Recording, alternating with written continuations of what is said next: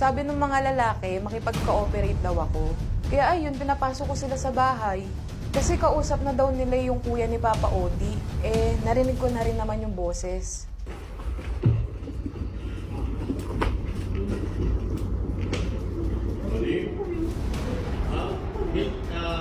Mali.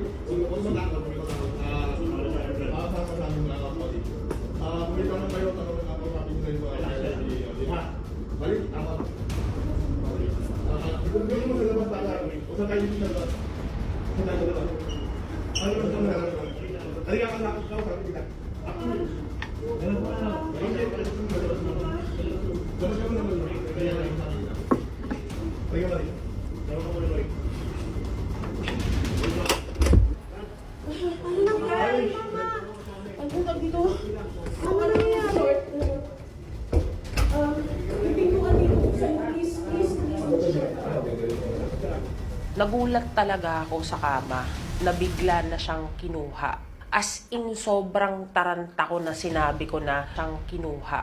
As in, sobrang taranta ko na sinabi ko na, sino kayo? Anong nangyayari? Ganon. Tapos may kumalma sa akin at sinabi sa akin na, Marie, kumalma ka. Andito kami to help. Tapos inassist nila ako palabas. Sobrang taranta ko na talaga nung time na yon kasi hindi ko alam kung sino tong mga tao na to. Anong ginagawa nila, kung anong nangyari. Pero dahil may experience na ako before sa ganitong sitwasyon, nagets ko kaagad. Kinukuha si Papa Odi sa rehab. Sa totoo lang, may mga kutob-kutob talaga kami. Pero wala kaming ebidensya. Okay. Yung ano po, please. Ako na bahala ko yung pamahal. Ano po? Ano po ako, sasama po ako. Sasama po ako. Oo, sige. Sunod na lang kayo sa akin para mapag-usapan natin, ha? Okay?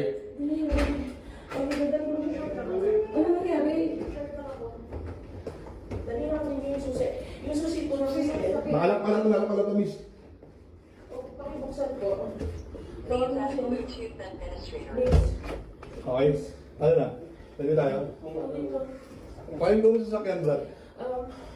Ako relax na lang, miss. Relax lang. Ako nang bahala dun sa... Kung ano man ang alam mo. Ano po yung pangalan po niyo? Dani. Ano ko lang po yung ano po? Sige. Ano pong pangalan niyo? Okay. So, kausap ko yung parents dito. Kung i-question kayo, tawagin niyo po yung parents niya ngayon at alam niya rin naman po ito. Okay? Sino pong pangalan po? June. Si June, oo. Pakitawagan nila lang. Ha? Para if ever na meron kayong, baka meron din sabihin sa'yo kasi may ibigay din kasi sa'yo. Ha? Relax ka lang, ate. Okay, relax ka lang. Hindi naman kami nananakit. Ha? Okay? Opo, may injury po yung paa niya. Paa niya, okay. Paa niya. Please, Okay. pag-shortin niyo man lang, please. Okay, sige. Doon na sa band namin kayo lang short. Sa band namin ng short. Please po. Short. Relax na. Ay, kahit man lang po ito, please. Ano, nakapag-short na naman. Meron na.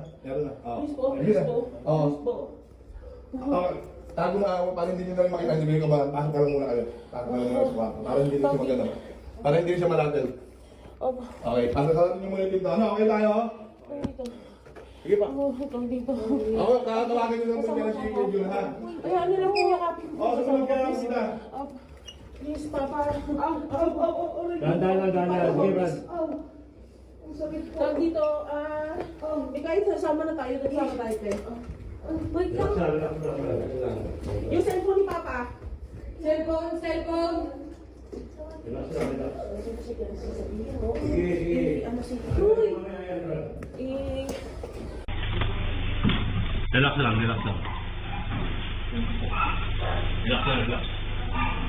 Tahimik ka lang, Brad.